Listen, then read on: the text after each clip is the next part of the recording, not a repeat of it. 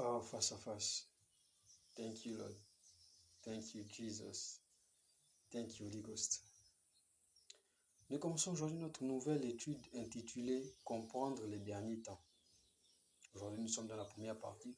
Nous croyons que le Seigneur va vous fortifier et va vous édifier à travers cette première partie et à travers, de manière générale, cette étude.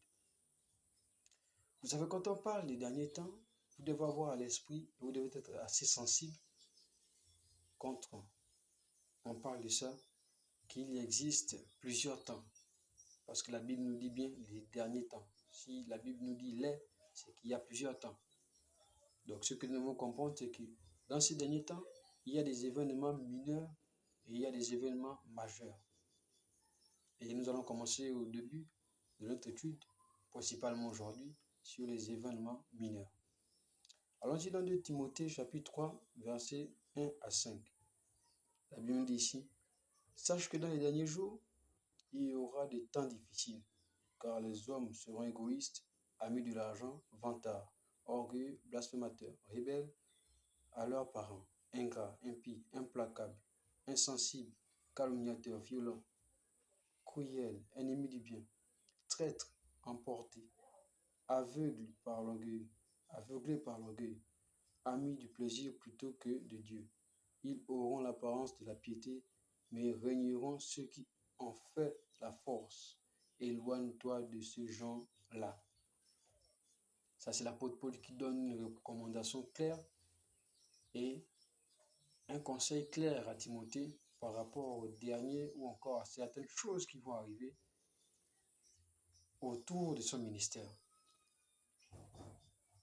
Parce que lui-même, il a déjà vécu ça.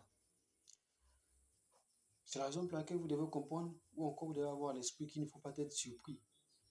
Ne soyez pas surpris de voir les gens se tuer pour l'argent. Ne soyez pas surpris de voir les gens devenir égoïstes, orgueilleux, blasphémateurs, qu'ils soient dans l'église ou hors de l'église.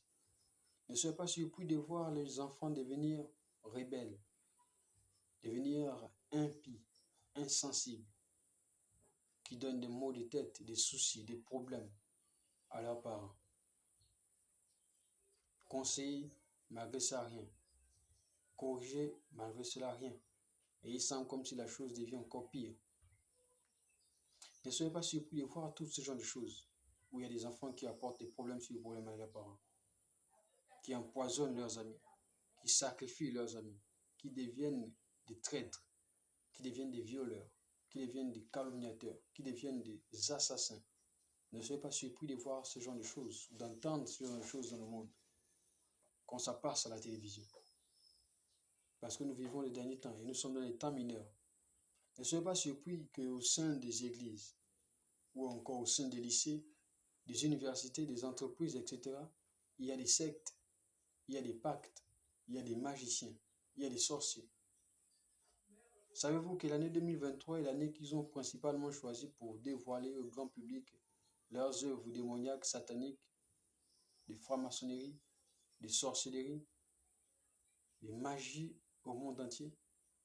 Et donc ils mettent sur scène des émissions, etc., pour pouvoir mettre en lumière ou encore mettre au grand jour ceux qui font dans les ténèbres. Et il y a des pays tels que le Brésil qui en font partie, les États-Unis qui en font partie. Donc, ne soyez pas surpris que dans les églises, il y a des faux pasteurs, des faux prophètes, des faux évangélistes, etc. Parce que le diable aussi a ses agents. Ne soyez pas surpris que dans certaines églises, on déterre des cadavres. Et ces cadavres sont des cadavres humains qui ont été mis soigneusement par le prophète, le faux prophète, ou le faux pasteur, le faux apôtre qui est là pour pouvoir égarer des familles, envoûter des familles, tromper des familles.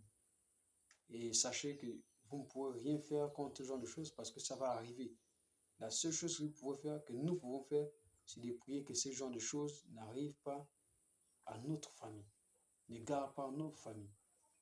Mais vous ne pouvez pas prier pour que ce genre de choses n'arrivent pas parce que le monde deviendra pire, de pire en pire. Donc aujourd'hui, nous arrêtons sur notre première partie intitulée « Comprendre les derniers temps ». Que le Seigneur vous bénisse.